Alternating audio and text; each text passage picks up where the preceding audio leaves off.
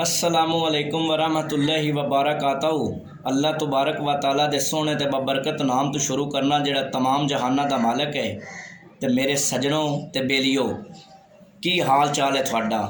मैं उम्मीद करना कि तुसी तकड़े होसो ते ठीक ठाक होसो ते परेशान नहीं होना।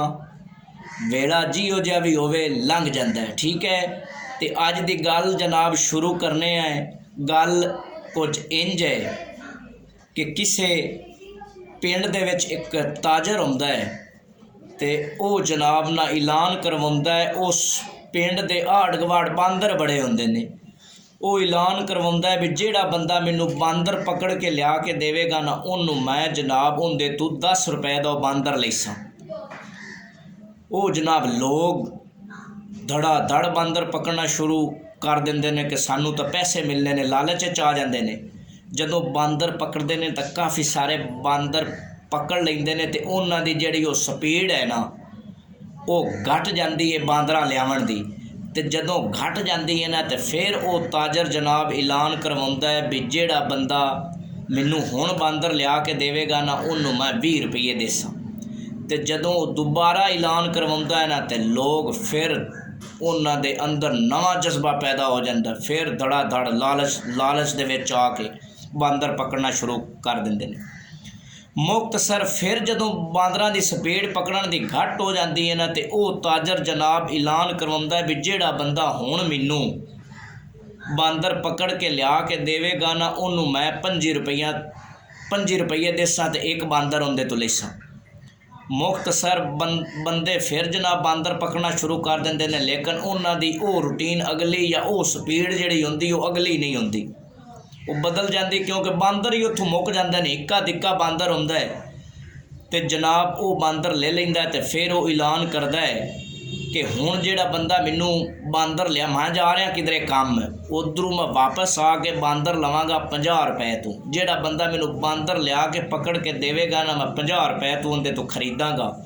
ते वो ऐलान करके ते अपना जनाब उन्हां बांदरां ते ना जिहड़ा 1400-1500 बांदर हुंदा पिंजरे दे विच तड़िया हुंदा है, मुलाजम एक डक के ते वग जांदा है। ते मुलाजम जदों 2-3 दिन गुजरदे ने ना तो मुलाजम वो पिंड वालिआं नूं आंदा है कि इस तरह करने हैं, तुसीं वो 50 रुपये का नवा बांदर वो लैंदा ताजर, तुसीं मेरे तो ले लो 40 रुपए का एक बांदर ते तुसीं अपने घर रखो। ते जिहड़ा है ना जदों ताजर आवे ना उन्होंने 50 रुपए का बांदर वेच छड़िया है, थानू भी फायदा ते मैनू भी फायदा। वो जनाब लालच च आ जांदे ने पिंड वाले। वो उनदे तो 40 रुपए का एक बांदर खरीद लेंदे ने ते जदों वो बांदर 40 रुपए का एक एक करके वो सारे पिंड वाले खरीद लेंदे ने ना ते जिहड़ा वो मुलाजम हुंदा है वो नस जांदा है। ते ना उन्होंने वो जिहड़े पिंड वाले ने ना मुलाजम दा उन्हां नूं पता लगदा है ते ना ही वो वापस ताजर हुंदा है। ते दोस्तों इत्थे गल मुक जाती है, लेकिन गल करन दा मकसद ये है कि जिहड़ा लालच है ना वो इंसान नूं मरा दिंदा है। फिर उस पिंड दे विच जनाब वो बांदरां दा राज हुंदा है ते बांदर उन्हां नूं बड़ा जलील करदे ने, बड़ा तंग करदे ने, बड़ा परेशान करदे ने। ते इस वास्ते आंदे ने कि जिहड़ी लालच है ना वो बुरी बला है। ते बेलियां ते सजना लालच तो बचना है। लालच जिहड़ा है ना ये बंदे नूं पता नहीं किड्डे औखे ते किड्डे गलत काम करवा दिंदा है ते लालच च ही बंदा आके मार खांदा है। ते अल्लाह ताला मेरे सारे बेलियां ते सजना नूं इस लालच तो महफूज रखे।